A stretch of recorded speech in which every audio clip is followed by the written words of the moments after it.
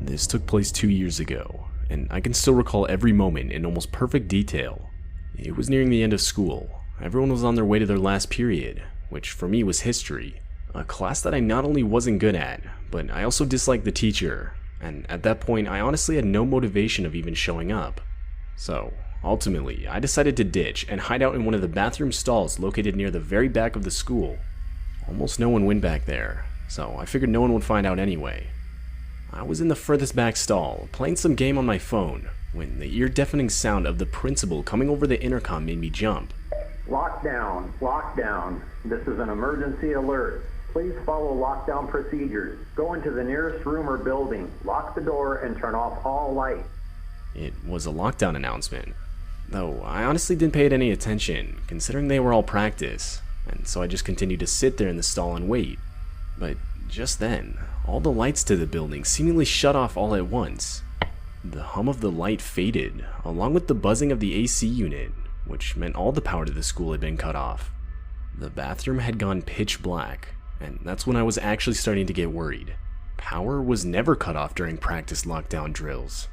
I texted my friend asking him what was going on, and literally right away he answered back with a text saying, "Dude, where are you? It's a real lockdown. Everyone's asking where you are." I told him I was in the bathroom, and he responds saying I should hide. But where else could I go? I wasn't just gonna run out into the hallway to find a better spot. So ultimately I decided to stay and hide in the stall I was in. I turned my phone's brightness down and texted my friend again. I asked him what the reason was for the lockdown, and after 5 long minutes of waiting, he replied saying that apparently there was a kid armed with a knife banging on classroom doors and asking to be let in. Both my classroom and the bathroom I was in were on the same floor, so I turned off my phone and tried my best to see if I could hear anything. There were running footsteps, and that was shortly followed by the sound of the bathroom door opening. I was absolutely horrified at what I was hearing. Whoever entered walked towards the stall next to me, went inside, and shut the door. I held my breath for what seemed like forever. Then, to break the silence, in a shaky voice, I said, "Who's in here?" It was silent for a second, and then I heard a voice reply with, "I'm just looking for a place to hide. I heard there was a lockdown over the speakers." That didn't really answer my question, but the guy sounded around my age, and so I decided I'd just let it go.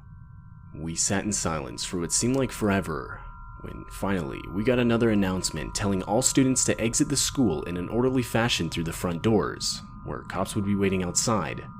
I exited the stall, but was surprised to see the guy next to me didn't. I asked him if he was coming, and he replied saying, Yeah man, just give me a couple minutes." I thought that was weird, but regardless, I left the bathroom and started heading towards the front exit of the school. As I was walking, my phone went off.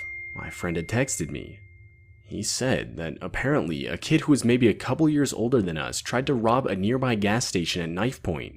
The guy actually stabbed a couple people, and when he was unsuccessful in getting any money, he ran to hide in our school to blend in as one of the students. But what horrified me the most was the last sentence. My friend said that the cops outside were saying that the kid was still inside, and that he was hiding somewhere in the back of the school. Reading this changed my walk to the front doors into a full-on sprint. Right as I got outside, I would frantically inform one of the police officers of what I had experienced. And after they searched the bathroom, they found it was empty, but that the window inside was broken. The kid had broken and escaped through the window. Needless to say, for the next few school days, I had gotten a lot of unwanted attention because of what I had experienced.